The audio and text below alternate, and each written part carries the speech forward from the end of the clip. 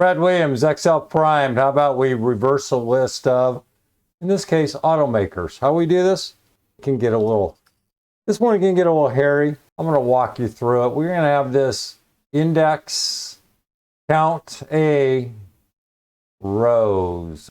I have it broken down, so I'm going to walk you through it. We have our narrative. We have our tools. Okay. In the anatomy, we have row. We know the returns, the row number of a cell. We know that. Count cells that are not blank. And then index returns a value based on its column and row numbers.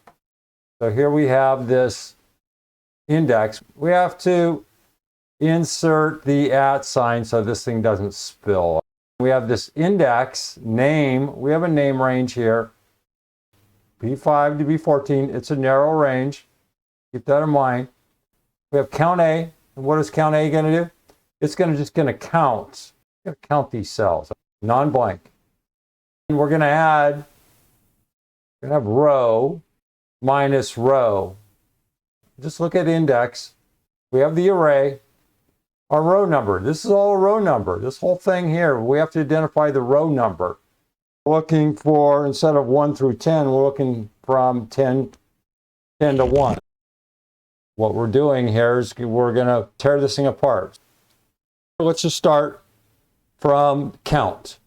We have count 919 plus row name 919 minus row. Well, that's going to be, here's our outcome. 10, 9, 8, 7, 6, 5, 4, 3, 2, 1. If we start breaking this thing down, here's count.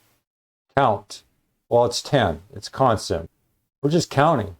We look here, F9, F9. We're going to have, it's just counting those 10. If we go here, count, well, it's going to count the 10. That's pretty much a constant. Row 919 is going to be 5. Equals row is what? Well, row plus row is going to be 10. It looks much more complicated than that. What we have to do here is we have to insert this @ Notice that we have a couple of them in here. If we do not, we're going to lose our reference. If we pull off this @ on the row, it's going to spill down and this number will go 5, 6, 7, 8, 9, 10, 11. We need this constant. We have to keep this @ in place. Otherwise, it's going to go wacky on us.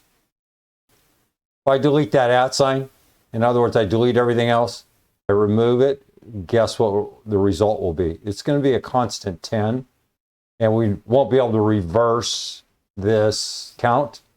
We're going to have to go in here, and you can see why we have to keep this constant. For this other @ you can keep it in place. If you attempt to remove it, you're going to say, Excel doesn't support this older version, etc. Override it. You may have to try to insert it a couple times, and then copy down. You can leave it in place. Whatever works for you, but the outcome is still going to be, it'll produce the same output. So here we have this 10 count. It's just going to follow this format. We have count is 10, row, that has to stay constant. Row, this is going to adjust. This changed. All this is going to do is go 5, 6, 7, 8, 9, 10. You need to make sure that we have our array, our column, and we have this column 1. All we're doing is taking E4 plus F4 minus G4 to come up with the final results. Again, E4 count plus F4 minus G4, 10, 9, 8, 7, 6. Very creative. And here, as I said all along, that we can do some crazy and very creative outputs based on, well, your patience level, your creativity, and the implementation. This is one you can just practice. See what kind of output you get. Take a look. I don't want to go through every one of the anatomies. We're familiar with the functionality of these various functions. Plug them in if you need to. I just stated pretty much the flow from this data here. If you need it, read it.